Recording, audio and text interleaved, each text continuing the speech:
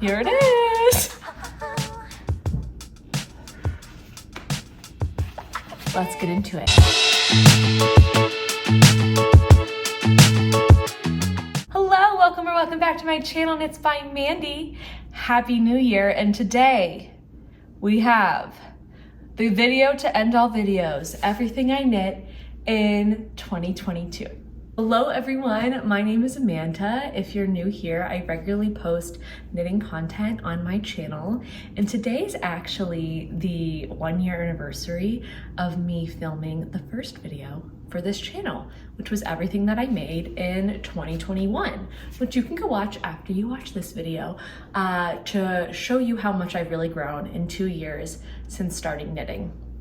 So this was my second full year of knitting garments. I learned how to knit when I was younger, but really picked it back up in the pandemic and started knitting garments for the first time. And I have never stopped since. It's been such a joy for me. Personally, this year has been a rocky road. There's been very high highs and very low lows, kind of getting reacclimated back into the world. I also struggled with long COVID this summer and fall. I'm a lot better now, but I didn't make probably as much as I wanted to, but that's okay, because I always say to myself, knitting is not a race, and this is also a hobby that I want to enjoy myself, so I'm not gonna put unnecessary pressure on me to, pump things out. And I think it's also really helped me learn exactly what I want to put into my closet. And I learned some good lessons, which I'll get into as I review the items. So I'll be showing you everything that I finished in 2022. There are 2 or 3 things that are gifts that I will briefly talk about. And I can also direct you to some podcast footage where I show the finished garment by itself. There's 1 crocheted item, and I also had 1 crocheted item last year, which I think I just get the crochet bug literally once a year, and I'll tell you what I did. And then what we'll talk about obviously is the pattern, the yarn choice, how much I wear it, and I think there's only a few items that I would make again, so I will mention those items when I come upon them, and then I'll just talk about my general process of making the items. So I'm gonna go put on a white t-shirt and use that as my base. I usually wear a lot of my things with jeans, so it should be a pretty accurate representation of how I style my items, but I'll let you know if there's anything different.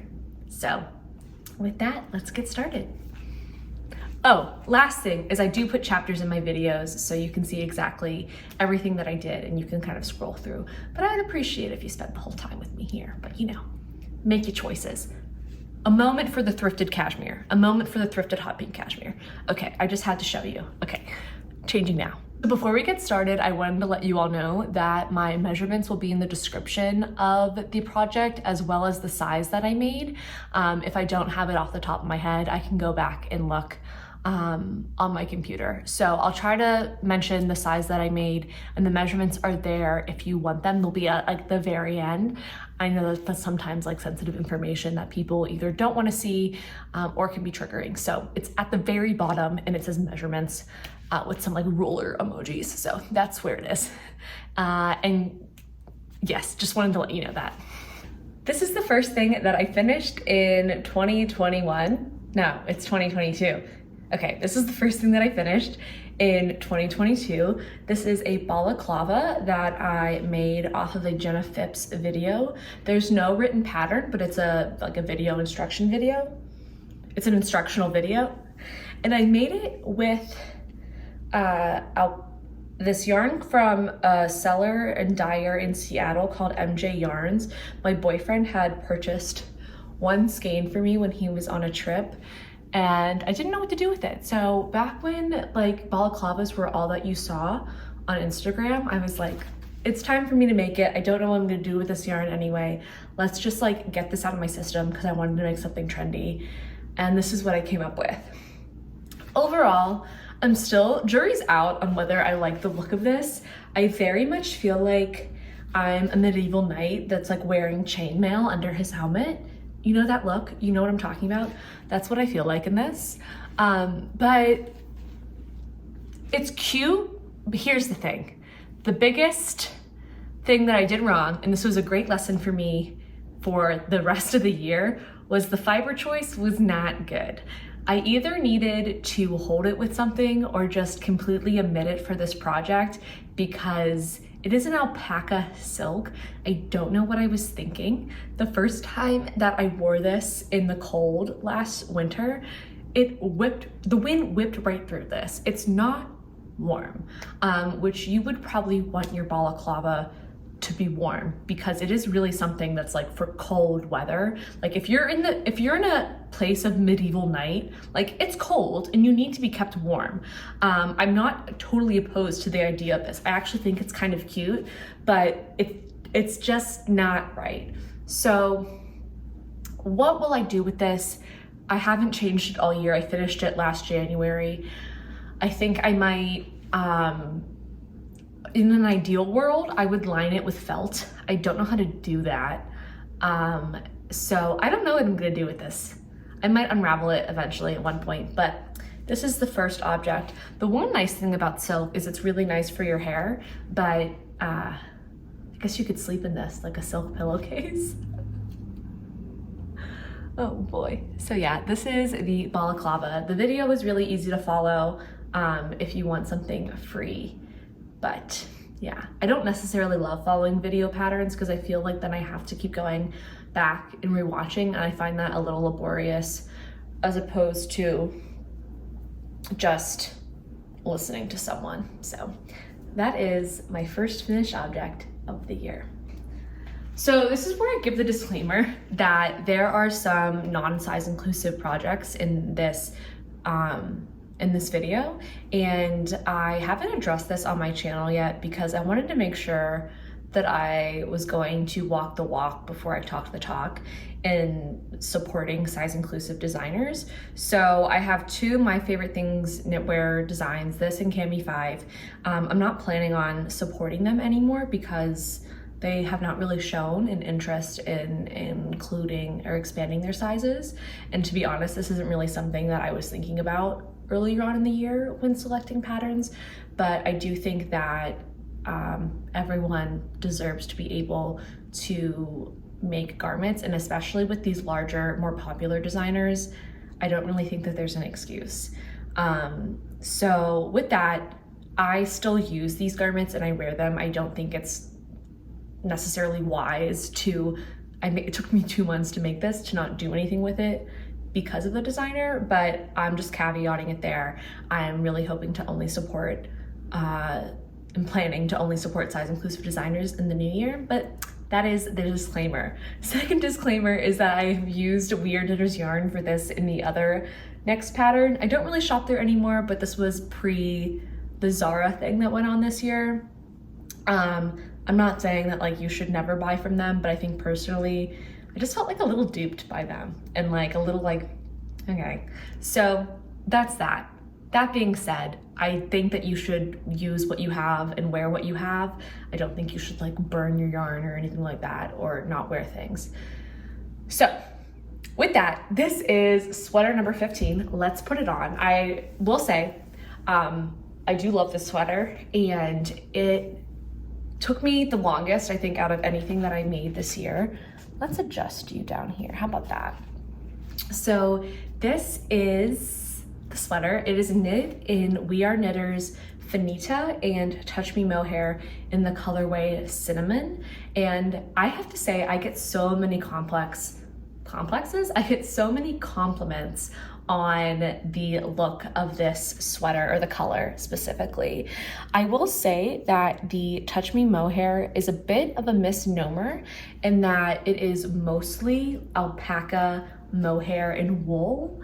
It has no mohair silk in it, and it's not primarily mohair. So actually, let me just show you what it looks like. I have it in my stash. It is 54% baby alpaca, 24% super kid mohair. Oh, and it's 24% silk. It does have silk in it, but it doesn't have that silky feel that most mohairs have. And I was kind of unaware about most mohair silks at the beginning of the year. I will say I enjoyed working with this yarn. I think the color bled a lot in blocking, so I would note that. But that being said, I think because of the alpaca content in both this and the Finita, the cables aren't as defined as they could be. I don't really mind, but I think when you compare it to other makers who've used like KFO, Merino, and Super Silk mohair, it looks different. So with that, just like take that with a grain of salt if you are interested. But making this sweater, like I said, it took me a while. This was my first cabled sweater. It is a drop shoulder construction. You create the back, and then the seam here is also a cable, which is a really nice detail. And I really like how the cabling comes down on the collar as well. There are these really pretty touches throughout most of my favorite things knitwears patterns. And then you create the shoulders and then you just knit the body. So there are no sleeve decreases. They kind of have this bell shape, which I like. It's not the most practical, but I do like the look of it. And overall, I like this sweater. I do get a lot of wear out of it. I think it is worn pretty nicely, all things considered. I don't have a lot of active pilling on it. I guess right here on the sleeves, but nothing too egregious. I will say that when I wear a cotton tote bag with this sweater, I always get little like fuzzies on my tote bag, orange fuzzies. But other than that, that's what I get. And this is sweater number 15. Okay, moving on. Trying to think if there's anything else I want to say about this. No, I do get a lot of wear out of this. I think it's nice, and I usually get compliments on it too. This is a messy video. Okay, so the next thing that I have is a self-drafted pattern, and this is a sweater vest that I made inspired off of a Well Loved Knits Instagram picture and video. So she has a Bethany of Well Loved Knits has a video on how to make a bulky v-neck. I think it's called like the simple v-neck pattern. I purchased it because I basically like recreated her idea and I wanted to support her, but I actually didn't end up using it because I wanted to add these cables and kind of reverse engineer it, and I had a different weight yarn. So all that being said, it's basically self-drafted, inspired by another creator's sweater. I'll be honest, I don't really wear this guy a lot. It is made with Petite Wool by We Are Knitters, and the Petite Wool is very soft for a single ply wool, but it does pill. I'm not sure if you can actually see any on here, but I don't really wear this a lot at all. So there's that. But this is the sweater vest. I'm thinking I have another slipover and I'm thinking of selling them because I'm just not super happy with them, to be honest.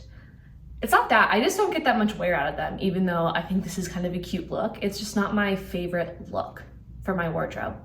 So anyway, how I went about making this was my first time kind of reverse engineering something and like doing math for knitting on my own. And I made a gauge swatch and I was feeling good about my cables. After doing sweater number 15, I was like, this is easy. So I actually did a bottom up construction because I wanted to make sure that the cables would fit correctly. And I wasn't sure how to kind of like calculate them from the top down. It seemed easier to go up. So I did a bottom up construction. As you can see, this is very cropped.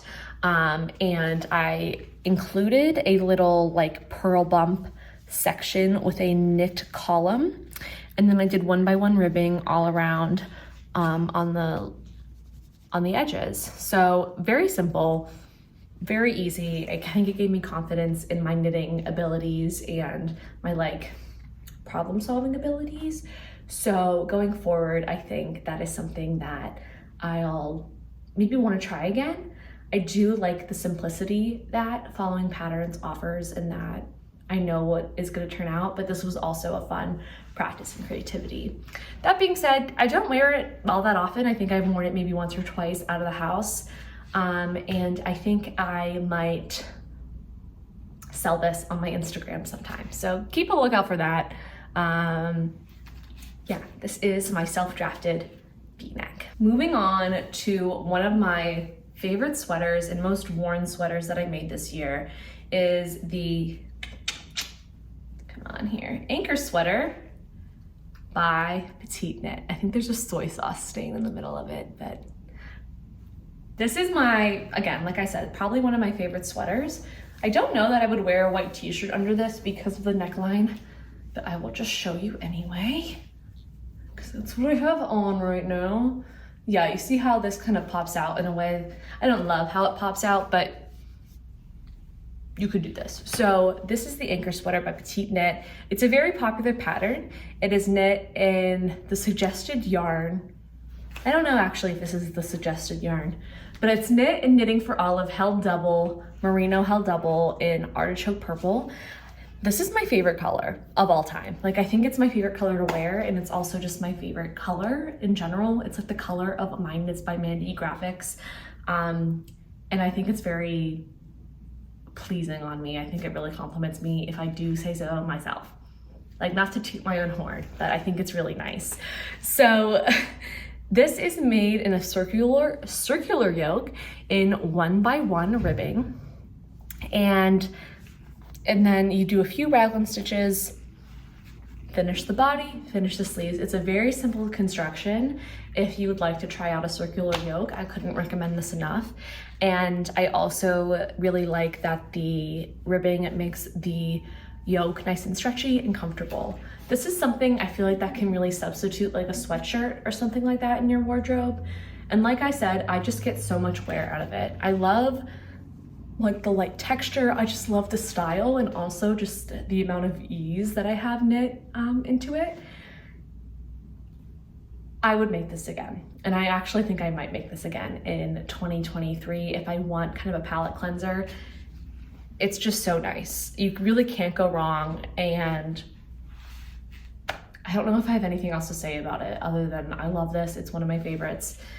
It's so comfortable. This was actually the first merino that I knit with, and I remember just being so excited, and like I was so jazzed that I had merino wool for the first time, and it made me really happy, and I felt like really special honestly, because I bought this as a treat for myself for my birthday, and it did not disappoint, and it wears pretty well. I do probably have to fix this little hole here.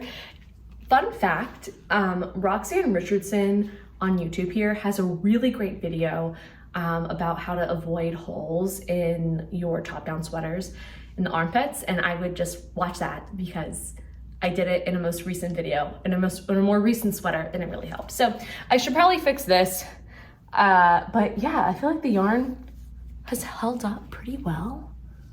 It's a little pilled here, but like I said, I wear this a ton, and I would knit this over and over again. So this is my Ankers Sweater, and I love it. Thank you, PetiteKnit, for designing this, because it's so good. So the next thing that I don't think this is in chronological order that I finished it, but it is when I started it. Either during or after I finished this sweater, I decided that I wanted to make an Afghan for my great aunt. And I've talked about this most recently in my podcast episode where I talked about gift knitting. But long story short, my great aunt, she was very close with my grandmother, lived with my grandmother growing up, like helped raise my mom and my aunts and uncles. And she's always kind of been like a de facto grandparent. So my grandma has since passed, and my great aunt was still living in the house that they grew up in. It's a tiny row house in Pittsburgh. She lived there all of her life, like all 89 years of her life. She just turned 89 this summer. And she was moving out. We sold the house. It was just so much for her, and a big step for her to want to move and be somewhere more comfortable and accessible for her. So I decided I wanted to make her a blanket.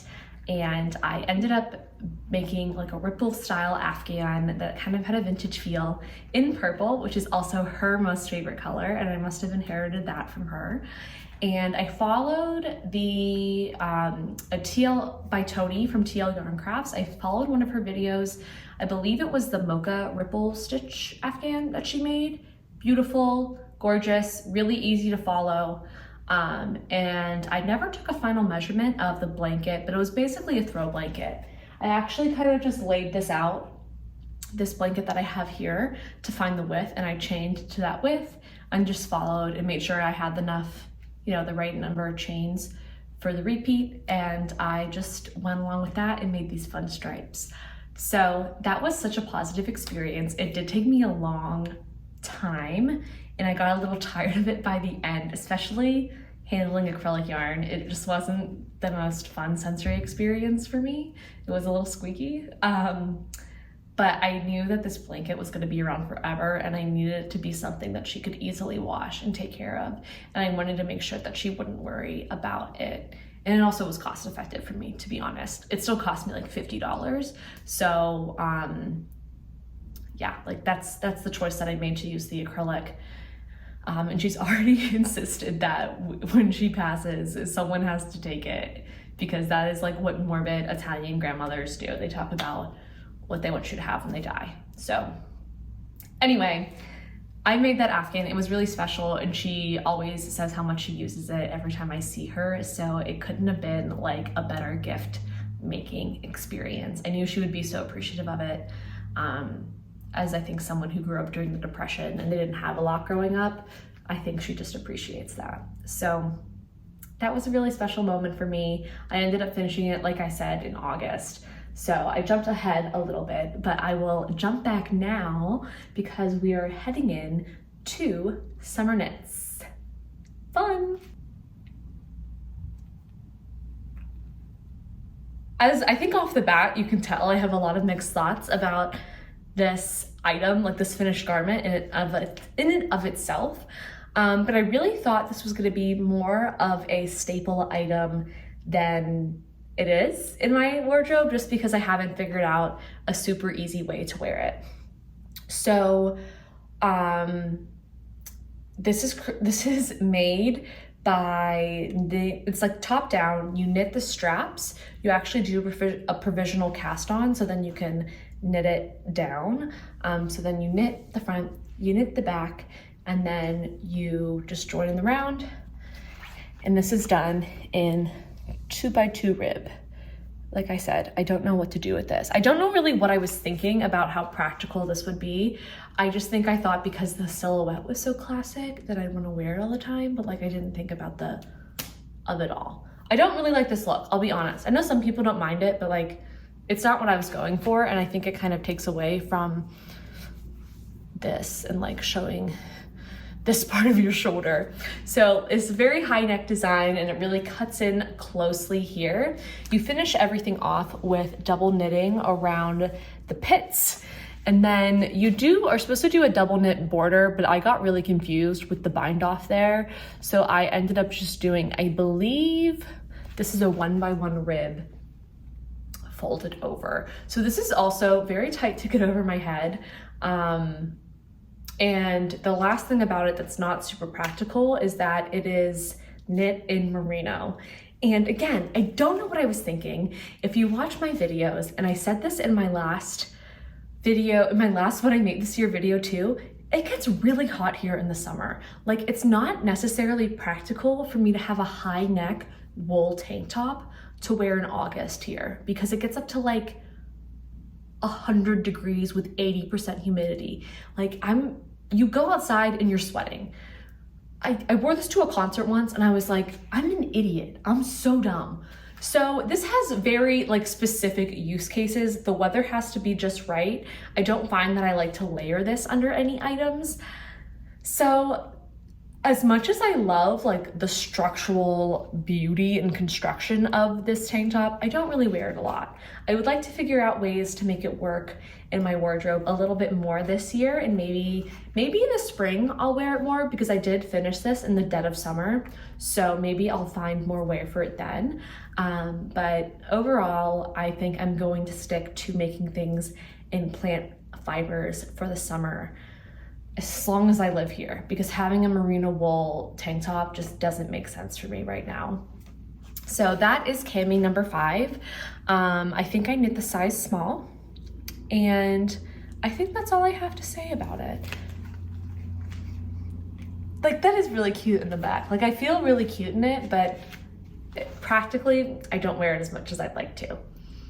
And that happens. All right, moving on. I'm gonna be honest, this is where I start to get a little discouraged with my summer knitting this year. I think I had some flops, and that's okay. They're learning experiences, and there's just little things I think that I would change about these next 2 and the last one that I talked about that kind of prevent me from wearing these items. This one is the fit. So this was my bad. This was a bad me choice. I didn't gauge swatch for this. This is the Ingrid top by Gregoria Fibers. It is a very simple like eyelet tank top, and it is made in Sandesgarn Line, which is linen and cotton yarn, which I love. The yarn I loved so much. It's soft, the colors were beautiful. It kind of has this dual tonality that you can see here. And I loved the eyelet look as well. I feel like you can see me doing this still right here. And if I turn to the side, you can really see most of my bra, which I don't love. And maybe I just need to move past people being able to see my bra, but maybe not, because I can just make things so my bra's not visible. So here's what I would do differently. I would either size down or just switch my needle and gauge. I think I was thinking about my knits this year, and I was thinking about maybe redoing some of these summer fails from this year, and making and repurposing these yarns into something that I'll actually wear more. It's not that I don't wear this at all. I just don't necessarily reach for it again because of this. And I don't love how the armpit ended up finishing. So I think I would change that if I do remake this. But this is constructed from the top down. I believe you knit the back first, you pick up the shoulders for the front, you join in the round, and then you finish it off. It has these really pretty I think these are double knitting hem and the collar. I really like those finishes. And if you want to start dipping your toes into lace work, I would also recommend this pattern. Eyelets are lace. They are like knit 2 togethers and yarn overs. And I think there's no chart in this pattern, but I think it might just help you get familiar with lace work and kind of how that works. So I would recommend it for that. I know that when I did my Ingrid sweater, and now I'm working on a lace sweater now, I just felt like this was like a good building block to get kind of that muscle memory, that repetition, and that just experience of making something that's not completely stockinette. The eyelets also really help this go quickly because as you can see, the eyelets probably take up like at least half of one of these. So once you do like an eyelet round, you get so much more length done, which it's fun for a summer project. So I would recommend this pattern, and I would recommend this yarn. I would also recommend gauge swatching, which I think you would have known that by now if you're a knitter. Sometimes we don't do the things that are right for us, but hindsight is 2020. So I think I was just so excited about this. So yeah, that is the Ingrid top by Gregoria Fibers. This also did grow a lot while blocking, so I'll give myself that. But I would have known that if I freaking gauge watched. Don't be like me, okay? Don't be like me. going over here. So I was kind of hesitant to include this last sweater. This I felt was the biggest flop of all of summer 2022. And let me just tell you what I wanted to do. I had an idea. I wanted to make a really cost-effective tank top. So I was like, Drops has a $1 cotton. It's like $1.50, and they have free patterns. I'll just do that. I'll just make a free pattern with like cotton that cost me $6. Genius. And they had this really pretty marled, I think this is called like the cotton grass tank. I'll link it, but I'm not recommending this pattern for you. So I think it just like is a sack. And if you want a sack, that's great. That's not what I wanted. I'm being really mean, but I think because it's free, I can be mean. I just don't like this. I actually don't hate it as much as I hated it this summer, but I just don't feel good in it. This is how I feel. So anyway, what was I saying about this? This is a free pattern on Drops. I used Drops Saffron in cream and brown. The cotton, not bad. It's not the softest cotton I've ever felt in my life, but for the price, I'm not mad at it. And this is just a basic, I think, bottom-up tank top. I hate it. I hate it so much. I hate the ribbing. I hate the armpits. Something went wrong here. And I think here's what I'm gonna do. I'm not gonna talk too much about this because this took me like 2 weeks, not even. What I think I'm gonna do is frog this and then make the June top and gauge swatch. Because I think this in a smaller gauge would be nice, and I really like the marling, I like the color, but I just feel, it feels really heavy up top, and I don't like that for a summer tank. So trying to find the perfect medium of something I can maybe wear a bra with if I want to, but nothing that like, this feels almost like a muscle tank in the wrong way. So this, like you can see, I didn't even leave in the ends. So like this is not even finished. That being said, I think we're just gonna move on quickly because sometimes the hardest flop comes before your hardest sleigh. Sometimes the hardest sleigh comes after your hardest flop. Okay, next. After all that trial and error, I finally made a tank top that I liked. And you know what? I should have just never strayed away from Jessie made. Shame on me. I feel like Jessie made designs are so reliable, and this is the summer secret crop top by Jessie made designs. It is just made in 3x3 rib. It has a straight neck, I-cord straps. It's easy as pie. It's made bottom up, and I enjoyed making this.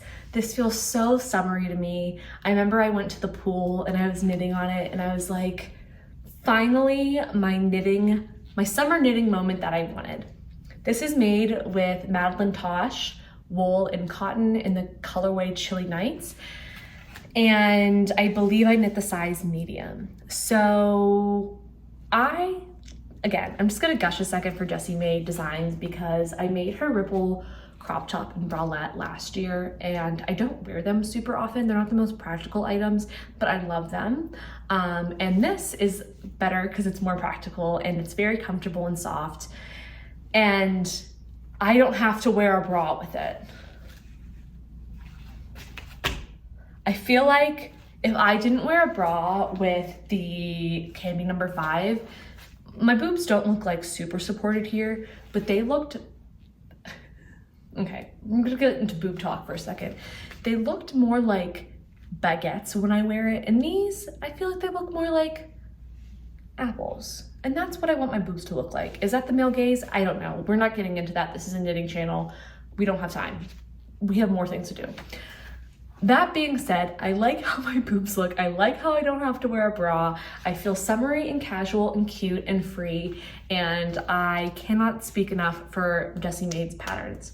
The one thing that I will mention is that usually the calculated torso lengths are quite short for her tops. I've run into that with like all three top patterns that I've made for her, with both this, the Riffle Bralette, and the Berry V-neck raglan. So I would only just account for more yardage if you want more length or a more like normal or longer length for your top that you'd like to make.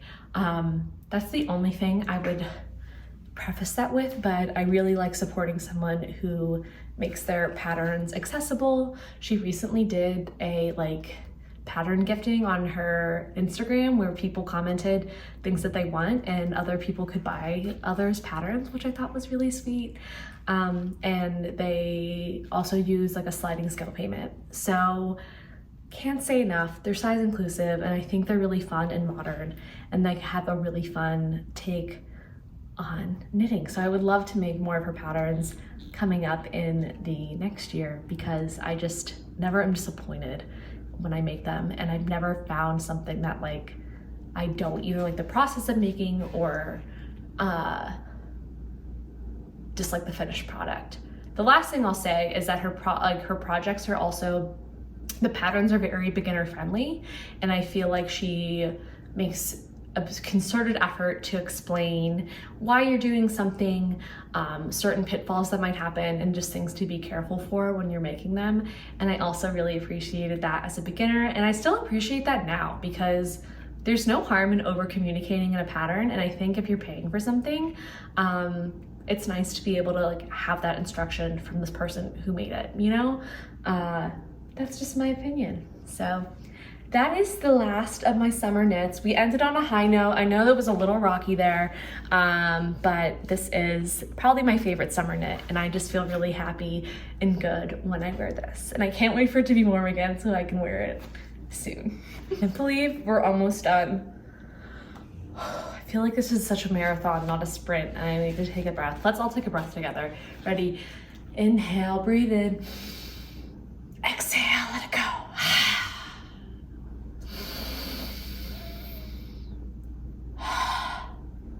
All right, let's get styled for this one. So this is another thing that I made that I don't wear that often. And this is the Stockholm Slipover by PetiteKnit. I made this with LaBienne's Merino singles in rose quartz held with drops air, and I believe I knit the size medium. I had no idea what to do with this yarn. So back in March for my birthday, I had gotten a gift card to my local yarn store, and me, like an idiot, went into the store without a plan. Never doing that again. I am never walking into a yarn store with just like unfettered fake money and not having a plan. Idiot, colossal dumbass. Don't do that. At least me. I can't do that anymore. That's something I will never be doing if I ever get a gift card to Looped here in DC again, because I cannot be trusted. And this is the only LaBienne yarn I've ever used. I have no notes on like the yarn itself. I just don't think this colorway is for me, and this colorway does not speak to me, and I think it looked prettier in the hang. And that was my lesson again of like hand-dyed yarn doesn't always look like it's gonna look in the hang. I don't love how it turned out. I basically bought this in the spring, and I first swatched it up held by itself, and then I was like, oh, maybe it'll look nicer with a mohair, which I think it did, but I still don't love it. Like, I don't love how this is kind of cream and you can see how white my t-shirt is. Like, I just don't think these colors do anything for me. And again, I don't think I reach for slipovers that much in my wardrobe. I think there's a very short season in which I can wear slipovers, and I just don't love the style on me. Like, I don't feel spoken to while wearing this, and I don't feel like super myself either. And I feel like a fraud because I did put this in some of my favorite makes of this year on my Instagram, but it's just such a good picture that I have in this. And I feel like this would be something great for someone else, and I think I also might sell this piece as well.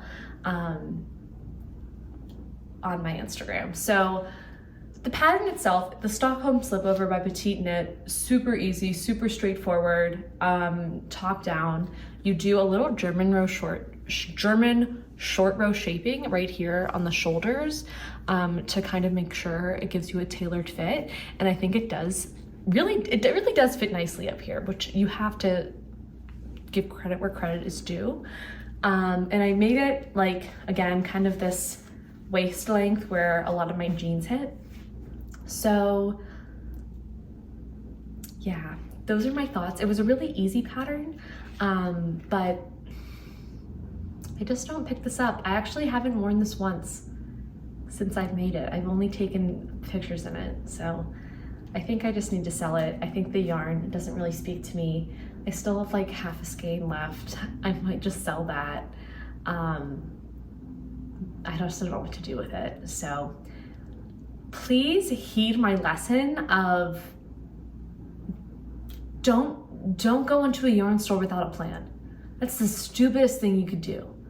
And I try not to stash too much. I'm not a stasher.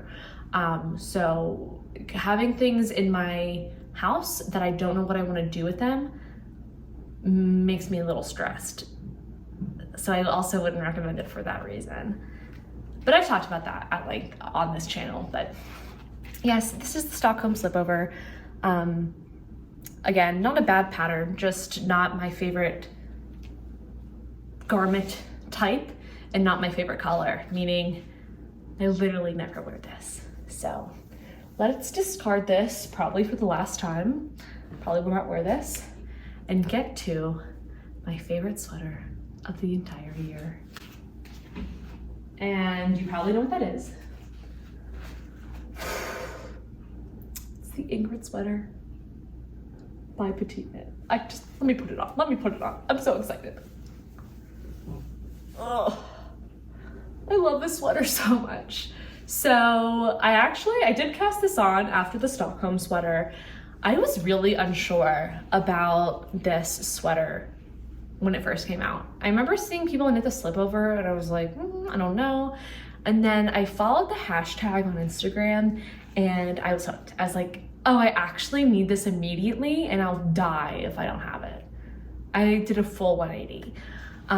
This is knit in Cascade Heather's 2220. It's a worsted weight Peruvian Highland wool. And I was so pleasantly surprised with this yarn. I picked it up at my local yarn store kind of on a whim. I went in there planning to buy Heavy Merino by Knitting for Olive, and I ended up with this and I could not be more happy. The wool I think is like a good in between. It's not rustic in any way, but it is woolly, and it's warm and it's not itchy. So it's just perfect. I love it so much. I was just really shocked. And I don't honestly think there are that many differences in softness. They are different kinds of wool. The Heavy Merino is obviously merino, and this is Peruvian Highland wool. So anyway, this is the Ingrid Sweater. I think I knit the size medium. It is knit top down. It is a drop shoulder construction, and it is comprised of these 3 textural sections, faux cables, 2x2 rib, double moss stitch, all separated by eyelet rows. There are those eyelets again.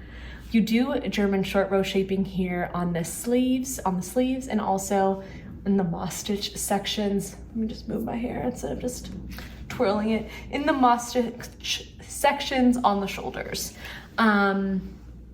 The one gripe that I had and most people have about this sweater is that everything is charted except for how to do the sleeve decreases. I have been told since finishing this sweater that PetiteKnit does have the instructions on her website, but they are not linked in the pattern, which to me, you could have dropped the link. That's just my opinion. I didn't think to look there. Maybe that's my fault. When all was said and done, it was a little frustrating and it kind of slowed me down on this project, but I can't say that I really noticed the mistakes now that I've worn this sweater so much. this has become like my Ankers sweater in that I just like to throw it over. It looks great with leggings. It's like a sweatshirt to me, but it's also, it has this like elevated textural elements. I just love it. It's become such a favorite. I get so many compliments on it, and it was challenging but also so fun. Like, you just really want to tear through these sections. The body is so fun. So I could not recommend this sweater enough, with the caveat of the sleeve instructions, but I'm just so happy with this that it's become such a great part of my wardrobe and I wear it all the time. So, ching! Sitting down for the rest of this video because I just have some pictures to show you of the last 2 objects that I made this year. The first thing were some ornaments that I decided to hand knit for some family members. I used 2 free patterns that I will link in the description, and I used Lion brand Wool Ease. I just had a lot of fun with these patterns. I got to experiment a little bit with a little embroidery with the little sweater I made. I made a little knit sweater and then hand embroidered the tree using the French knot embroidery technique, and I think it's so freaking cute. And then I also got to try thrumming on the white and green stockings, which is what kind of makes those little V's. And it's kind of the process of taking these little strands of yarn and then like adding them to your knit stitch while you're knitting. That's not a very clear explanation, but I actually just kind of, it came up on my For You page on TikTok and I was like, oh, I should try this. And I think it looked really cute. So those were really fun to make, super easy. And then the last thing that I made this year was a sweater for my boyfriend. I knit him the Hot Toddy hoodie in, I'm losing my voice, in Swish Worsted by Knit Picks in Lost Lake Heather. And it was a lot, there were a lot of ups and downs with finding the correct gauge, and also me using superwash wool for the first time to make a sweater. I don't think I will be revisiting superwash wool anytime soon for garments, but I made it and he likes it and he likes the color and the silhouette, and the pattern was great. All of the gauge issues were just my yarn selection problems and me not wanting to buy more yarn. So that was all on me. That was nothing to do with the pattern by Knititude.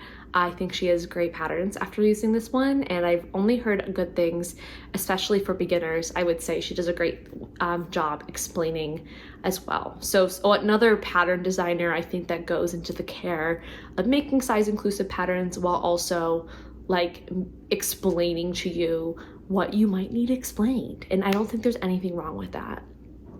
I do have to add a little length to my boyfriend's sweater because it is just a little short on him, but I don't have it with me right now. It's with him, and I just posted like an hour-long video on my channel on the whole vlog process making it. If you want to see more like clips of it and like really learn about my experience making that. You seem to like that video, so if you would like to see more kind of like process of making one whole garment vlogs in the new year, let me know. I don't think that's something I would do for every garment by any means, because it just takes a while and it is a bit labor intensive on the editing and filming side, but I did have fun making it. So if that's something you'd like to see, let me know and I might be able to work that in. But I believe that is everything that I knit this year, more or less. So I just wanted to say thank you for being here throughout this past year of Knits by Mandy. I really appreciate your support. I so enjoy interacting with everyone in the comments. I've learned a lot also from the comments as well, so I always really appreciate your input. And this has been such a fun creative outlet for me, and I hope to continue it into the new year. So wishing everybody a happy, healthy, wealthy, joyful 2023, and I will see y'all soon on my channel. Bye!